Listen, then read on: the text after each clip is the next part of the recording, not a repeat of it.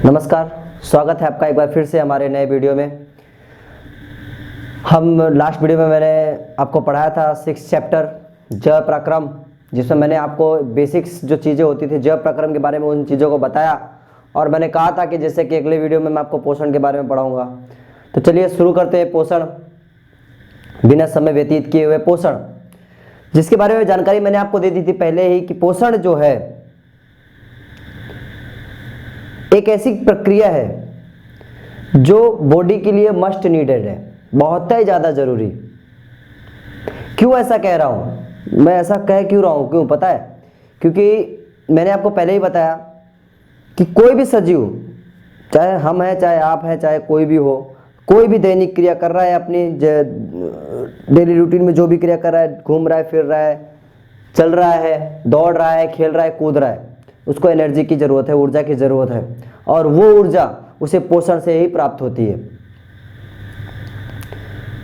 तो इस पृथ्वी पर चूंकि विभिन्न प्रकार के सजीव हैं, अलग अलग प्रकार के सजीव हैं, तो उनके जो भोजन ग्रहण करने की पद्धति है, भोजन ग्रहण करने का प्रकार है, वो भी कैसा है, भिन्न भिन्न है। तो आइए हम इस विषय पे चर्चा करते हैं कि सजीव अपना भोजन कैसे प्राप्त करते हैं। मैंने आपको कहा अभी, जैसे कि 2 मिनट पहले मैंने आपको कहा कि जितने प्रकार के सजीव इस पृथ्वी पर हैं, उनके पोषण ग्रहण करने का तरीका उसी प्रकार भिन्न भिन्न है। तो चलिए अब देखते हैं कि किस प्रकार के सजीव इस पृथ्वी पर हैं, उनका भोजन प्राप्त करने का तरीका कैसा है। हमारे पृथ्वी पर कुछ सजीव ऐसे भी हैं जो अपना भोजन स्वयं प्राप्त करते हैं, स्वयं बनाते हैं, अपना पोषण स्वयं प्राप्त करते हैं, वो किसी के ऊपर आधारित नहीं है। अमूमन तौर पर इस श्रेणी में सिर्फ और सिर्फ वनस्पतियां आती हैं और कुछ नीलहरित शैवाल भी, कुछ सूक्ष्म जीव, हम ऐसा कह सकते हैं, कुछ सूक्ष्म जीव भी ऐसे आते हैं जो इस श्रेणी में आते हैं स्वयं पोषी पोषण प्राप्त करने में। और दूसरा प्रकार होता है विषम पोषी पोषण। विषम पोषी पोषण में आप ऐसा कह सकते हो, बचपन से पढ़ते आ रहे हो, कुछ नई बात नहीं है उसमें, ज़्यादा टफ ना जा करके एकदम इजी बताता हूँ, जो अपने पोषण के लिए दूसरे सजीवों पर आधारित रहते हैं या दूसरे सजीवों को ही अपना पोषण बना लेते हैं। आगे समझाऊंगा मैं इस चीज़ पे भी आपको। तो इस प्रकार से आप विभिन्न प्रकार के सजीव होते हैं और विभिन्न प्रकार के पोषण प्राप्त करने के लिए विभिन्न प्रकार की प्रक्रियाएँ होती हैं, जिसमें से मैंने आपको 2 प्रक्रिया बताई। स्वयं पोषी पोषण, जिसके जो प्रक्रिया, जिस प्रकार की प्रक्रिया कौन दर्शाता है, हमारी वनस्पतियां दर्शाती हैं। वनस्पतियां अपना भोजन ग्रहण, अपना भोजन बनाने के लिए, अपना पोषण प्राप्त करने के लिए किसी दूसरे सजीव पर आधारित नहीं होती है। और दूसरी ओर जो विषम पोषी पोषण की मैंने बात की, विषम पोषी पोषण वाले जो प्राणी होते हैं, वो परोक्ष रूप से आप देखें या फिर प्रत्यक्ष रूप से देखें, वो कहीं ना कहीं स्वयं पोषी प्राणियों पर आधारित होते हैं, स्वयं पोषी जीवों पर आधारित होते हैं। तो चलिए एक एक करके हम स्वयं पोषी पोषण और विषम पोषी पोषण के विषय में चर्चा करते हैं। तो चलिए शुरू करते हैं स्वयं पोषी पोषण। स्वयं पोषी पोषण, ये आप बचपन से देखते आ रहे हैं, बचपन से सुनते आ रहे होंगे, छोटी क्लासों से भी, कि स्वयं पोषी पोषण, हमारी जो वनस्पतियां हैं वो स्वयं पोषी पोषण में आती है। स्वयं पोषी पोषण वही वनस्पति दर्शाते, वही सजीव दर्शाते हैं जो सूर्य प्रकाश की उपस्थिति में कार्बन डाइऑक्साइड और पानी का उपयोग करके कार्बोहाइड्रेट्स बनाते हैं। ध्यान से सुनना, फिर से मैं रिपीट कर रहा हूं, वो सजीव जिनके अंदर क्लोरोफिल पाई जा रहा है, जिनके अंदर क्लोरोफिल पाया जा रहा है, और वे कार्बन डाइऑक्साइड और पानी का उपयोग करके उस कार्बन डाइऑक्साइड का अपचयन करके या फिर रासायनिक अभिक्रिया करके उसको कार्बोहाइड्रेट्स में बदल रहे हैं, उनके अंदर ही देखा जाता है स्वयं पोषी पोषण। और इसका नाम, इससे आप ये भी चर्चा लगा सकते हो इसके नाम से कि जैसे कि मैंने पहले ही बताया, इनको अपने पोषण के लिए किसी दूसरे सजीव पर आधारित रहने की कोई भी आवश्यकता नहीं है। ये क्या कर रहे हैं, कुछ नहीं, सिंपल सी बात है, इनके अंदर क्लोरोफिल है, इनके पत्तों में क्लोरोफिल पाया जाता है, इनके अंदर क्लोरोफिल है, इन्होंने कार्बन डाइऑक्साइड वातावरण से ले लिया, जड़ों द्वारा पानी शोषित किया और फिर उन्हीं के उपयोग से कार्बोहाइड्रेट निर्मित किया, जिसका उपयोग वो अपनी दैनिक क्रिया, अपने विकास अपनी वृद्धि में करते हैं। अब यहां पे एक पॉइंट ये है, आ तो नहीं रहा होगा आपका मन में, लेकिन प्रश्न आना चाहिए कि क्या ये जितना कार्बोहाइड्रेट निर्मित कर रहे हैं, जितना कार्बोहाइड्रेट बना रहे हैं, क्या वो 100% उपयोग कर ले रहे हैं? क्या उसका 100% उपयोग कर रहे हैं? तो मैं ऐसा कहूंगा ना। आपके घर में भी एग्जाम्पल उदाहरण लीजिए, आपके घर में अभी अगर खाना बन रहा है तो शायद ही किसी के घर में ऐसा होगा कि पूरा 100% खाना जो है परिवार वाले खा लेते हैं, कुछ बचता नहीं होगा। बहुत कम ही घर में ऐसा होता है। तो एकदम हूबहू ऐसा ही वनस्पतियों के साथ भी होता है। वनस्पतियां कार्बोहाइड्रेट बना रही है, निर्मित कर रही है, तो वे कुछ कार्बोहाइड्रेट्स का उपयोग कर लेती है अपनी दैनिक क्रियाओं में, बाकी बचे हुए कार्बोहाइड्रेट को मंड के रूप में स्टोर कर लेती है। स्टार्च कहते हैं जिसको अंग्रेजी में। मंड के रूप में क्या कर लेती है? संरक्षित कर लेती है, जिसका उपयोग समय आने पे करती है। तो इस प्रकार से आप ऐसा कह सकते हैं कि वनस्पतियां प्रकाश संश्लेषण की प्रक्रिया द्वारा कार्बन डाइऑक्साइड और पानी का उपयोग करके क्लोरोफिल की मदद से सूर्य प्रकाश की उपस्थिति में अपना भोजन तैयार करती है कार्बोहाइड्रेट के स्वरूप में।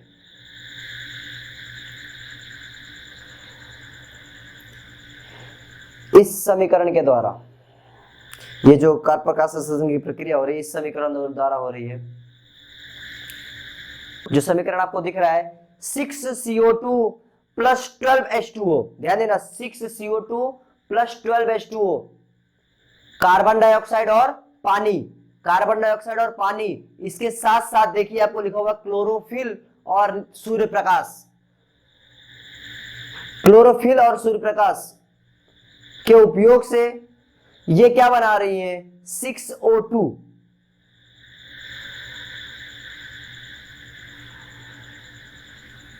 H2O और साथ साथ बना रही है ग्लूकोज C6H12O6, फॉर्मूला याद रखना, ग्लूकोज बना रही है। तो ध्यान देना, मैंने क्या कहा था कि वनस्पतियां कार्बन डाइऑक्साइड और पानी, आप इस सूत्र से उसको मैच करवा लीजिए, जो सूत्र आपको दिख रहा है सूत्र के साथ मैच करा लीजिए कि कार्बन डाइऑक्साइड का उपयोग भी हो रहा है, पानी का उपयोग भी हो रहा है। और बन क्या रहा है? बनने में मैंने सिर्फ कार्बोहाइड्रेट बताया था ना। देखिए ये निकाल रही है ऑक्सीजन भी, पर ये ऑक्सीजन उनके किसी काम का नहीं है। ये पानी जो ये निकाल रही है ना, ये इनके किसी काम का नहीं है। इसलिए काम का इनके क्या है? सिर्फ वो जो ग्लूकोज बन रहा है, जो कार्बोहाइड्रेट बन रहा है इनका। तो इस प्रकार से प्रकाश संश्लेषण की प्रक्रिया इसका समीकरण है। इसको आप याद रखना, अगर आप स्वयं पोषी पोषण आपके एग्जाम में पूछा जाएगा तो ये बहुत ही मेन रोल प्ले करेगा। अब इसके बाद बारी आती है प्रकाश संश्लेषण की जो क्रिया मैंने आपको बताई, इसको मैं एकदम शॉर्ट टर्म में आपको बताना चाहता हूं, एकदम शॉर्ट टर्म में, 3 स्टेप में, 3 चरणों में। ये प्रकाश संश्लेषण 3 चरणों में पूर्ण होता है। सबसे पहला क्लोरोफिल, सर्वप्रथम क्लोरोफिल क्या कर रही है? प्रकाश ऊर्जा को अवशोषित कर रही है। दूसरे स्टेप में उस प्रकाश ऊर्जा को, दूसरे चरण में उस प्रकाश ऊर्जा को रासायनिक ऊर्जा में परिवर्तित किया जाता है, जिसके कारण, जिसके उपयोग से जल के अणुओं का खंडन होता है, उन्हें हाइड्रोजन और ऑक्सीजन में अलग कर दिया जाता है दूसरे स्टेप में। तीसरे स्टेप में जो कार्बन डाइऑक्साइड अवशोषित हुई है पत्तियों द्वारा, उस कार्बन डाइऑक्साइड का अपचयन होता है। अपचयन अर्थात उसमें हाइड्रोजन को जोड़ा जाता है और CO2 का अपचयन होकर CHO यानी कार्बोहाइड्रेट बना दिया जाता है। यानी टोटल 3 स्टेप में, यही 3 चरणों में प्रकाश संश्लेषण संपूर्ण हो जाता है। परंतु यहां पे प्रश्न आपके मन में ये आना चाहिए, नहीं आ रहा तो आना चाहिए, कि क्या ये तीनों स्टेप, तीनों चरण क्रमबद्ध तरीके से और जल्दी जल्दी होते हैं? तो ऐसा नहीं होता। बहुत सी मरुस्थलीय पौधे ऐसे होते हैं जो रात के समय, आधी क्रिया जो है वो रात के समय ही कर लेते हैं और बाकी बची हुई क्रिया सूर्य प्रकाश के आते ही कंप्लीट कर लेते हैं। मतलब आधी प्रोसेस होती है इसकी प्रकाश संश्लेषण की, वो प्रोसेस वो रात को करते हैं, और आधी प्रोसेस जैसे सुबह सूरज अर्ली इन द मॉर्निंग जैसे सूरज उगता है और उस वक्त सूर्य के प्रकाश का उपयोग करके संपूर्ण करते हैं।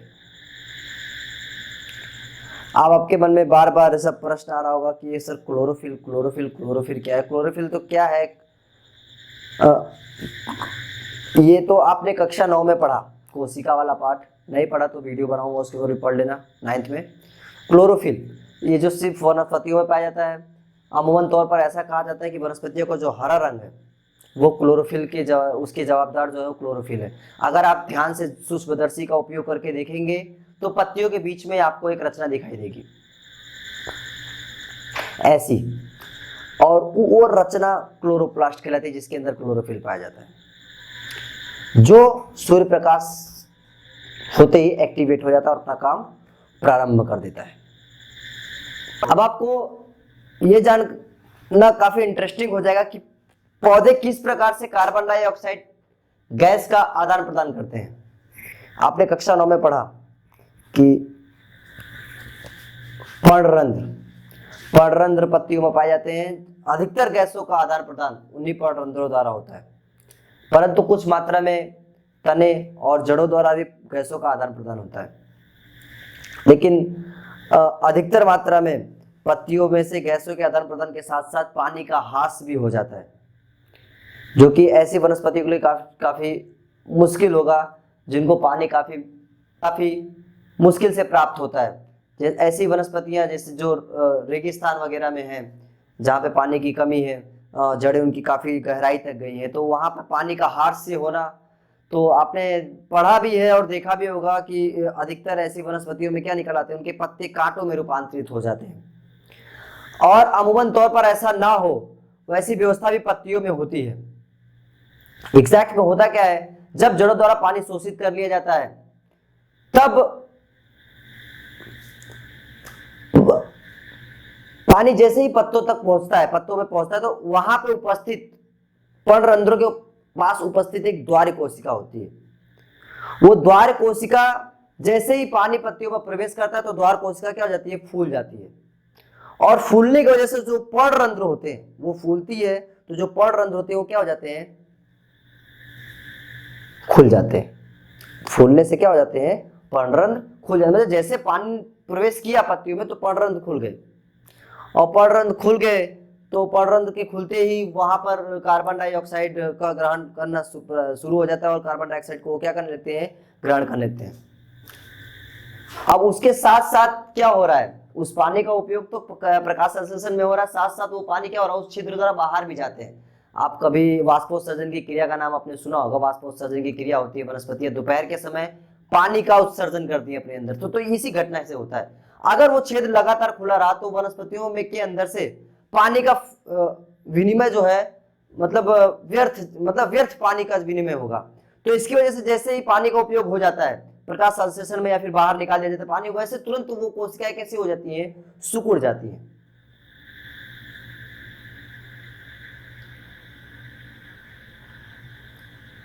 और फिर वो पर्णरंध्र क्या हो जाते हैं, बंद हो जाते हैं। इस प्रकार से ये भी क्वेश्चन आपका प्रिपेयर हो गया कि किन कोशिकाओं द्वारा पर्णरंध्रों का नियमन किया जाता है।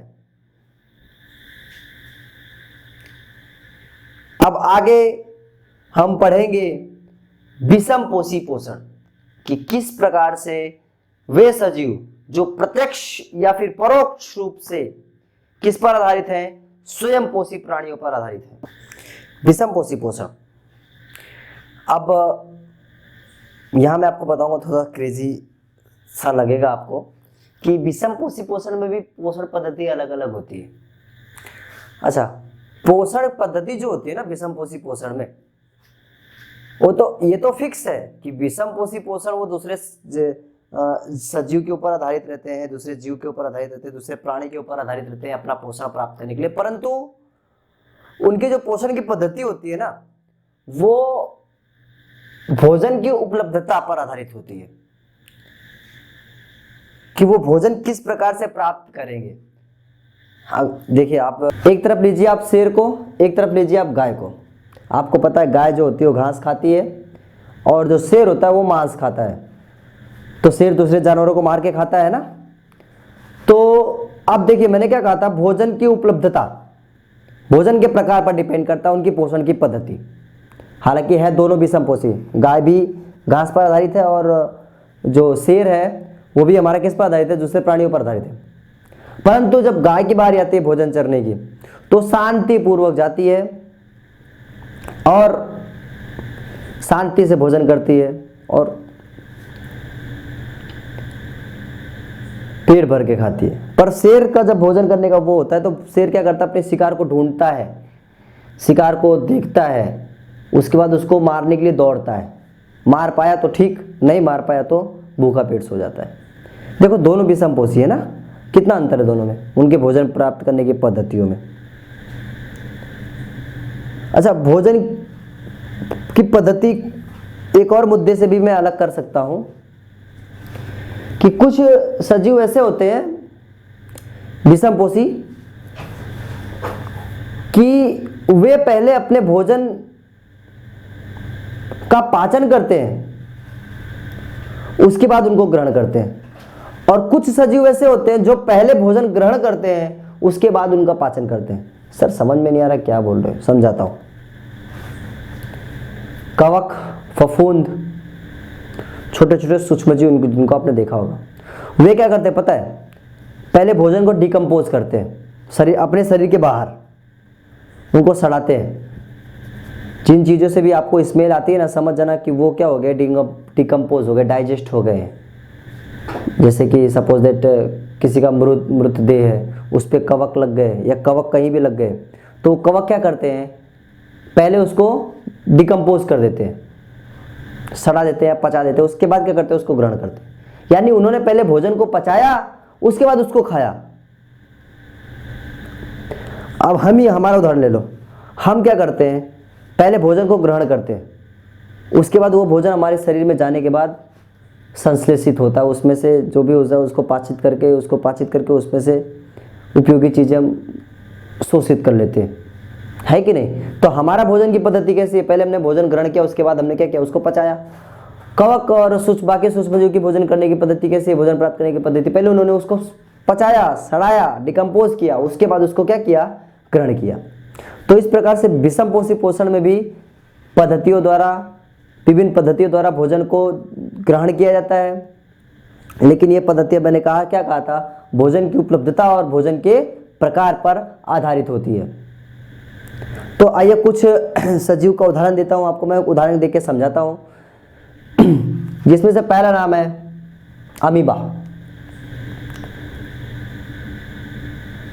अमीबा एक विषमपोषी पोषण दर्शाता हुआ प्राणी है, परंतु इसकी जो भोजन प्राप्त करने की, भोजन ग्रहण करने की जो प्रक्रिया होती है, पोषण प्राप्त करने की प्रक्रिया, वो धन भक्षण कहलाती है। धन भक्षण क्यों कहलाती है भोजन प्राप्त करने की पद्धति, क्योंकि अमीबा उस प्राणी में आता है, उस सजीव की श्रेणी में आता है जो अपने भोजन प्राप्त करने के लिए दूसरे सजीवों पर आधारित नहीं होता है, दूसरे सजीवों से अपना भोजन नहीं प्राप्त करता, बल्कि उस सजीव को ही अपना भोजन बना लेता है। नहीं समझ में आया, अभी आगे समझ में आया। सबसे पहले अमीबा के बारे में जान लो आप। अमीबा हमारी निरी आंखों से ना देखे जा सकने वाला प्राणी है, हमें अपनी आंखों से दिखाई नहीं देगा, वो काफी सूक्ष्म प्राणी है। उसके अंदर सिर्फ एक कोशिका होती है, कोशिका काय होता है, कोशिका झिल्ली होती है, नॉर्मल यूनिसेलुलर एक कोशिकीय प्राणी है अमीबा। तो जब वो किसी सूक्ष्मतम कण को देखता है, अपने से भी छोटे कण, यानी हम अमीबा को नहीं देख पा रहे हैं, हम अमीबा नहीं देख पा रहे, तो सोचिए उसको खुराक के कणों को हम देख पाएंगे क्या, नहीं देख पाएंगे। तो अमीबा जब ऐसे सूक्ष्मतम कण देखता है जो उसके खुराक के कण होते हैं, तो संवेदनाओं द्वारा, उसके पास आंख नहीं होती, संवेदनाओं द्वारा उसको महसूस करता है, और फिर महसूस किया उसने, फिर उसके बाद उसके अंदर एक कूटपाद की रचना होती है, देखो ध्यान से दिख रहा होगा आपको, अलग से पैर निकलते हैं, नकली पैर भी जिसको हम कहते हैं, कूटपाद की रचना होती है। वो कूटपाद क्या करते हैं, धीरे धीरे उस खुराक के कण को क्या करते हैं, अपने घेरे में लेते हैं। दूसरी प्रक्रिया, इसको कहते हैं खुराक ग्रहण करने की प्रक्रिया। क्या कहते हैं, खुराक ग्रहण करने की प्रक्रिया। इसके बाद अमीबा क्या करता है, उस खुराक के कण को अपने कोशिका काय में मिला देता है और कोशिका काय में उपस्थित पाचक उत्सेचक उसे पचा डालते हैं। कुछ पाचक उत्सेचक पाए जाते हैं कोशिका में, वो क्या करते हैं, उसके ऊपर उसको पचा देते हैं, यानी उसको कहते हैं पाचन। फिर क्या करते हैं, उसमें से जो भी आवश्यक पदार्थ निकलता है वो कोशिका काय में एकत्रित हो जाता है। उसी कोशिका में उनकी वृद्धि, उनके विकास, उनके विभाजन के लिए जो आवश्यक होता है, और जो अनावश्यक पदार्थ होता है वो धीरे धीरे धीरे धीरे क्या होता है, कोशिका झिल्ली की ओर चला जाता है और फिर झिल्ली फटती है और झिल्ली के फटने के बाद वो क्या हो जाता है, बाहर निकाल दिया जाता है। आइए एक एनिमेशन वीडियो द्वारा मैं आपको अमीबा का खुराक ग्रहण दिखाता हूँ। ये देखिए आपके सामने, ध्यान से देखिएगा किस प्रकार से वो फैल रहा है अपने खुराक के कणों को देखकर। हालांकि वो खुराक का कण जो इसको दिखा है, जो उसको महसूस हुआ है, वो भी सजीव है। धीरे धीरे धीरे धीरे धीरे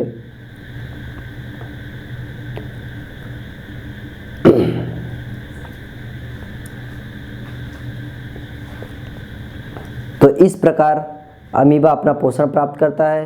अब इसी विषमपोषी पोषण की श्रेणी में आता है मनुष्य, और मनुष्य अपना पोषण किस प्रकार प्राप्त करता है ये हम अगले वीडियो में देखेंगे। तब तक के लिए नमस्कार, घर पे रहिए, सुरक्षित रहिए।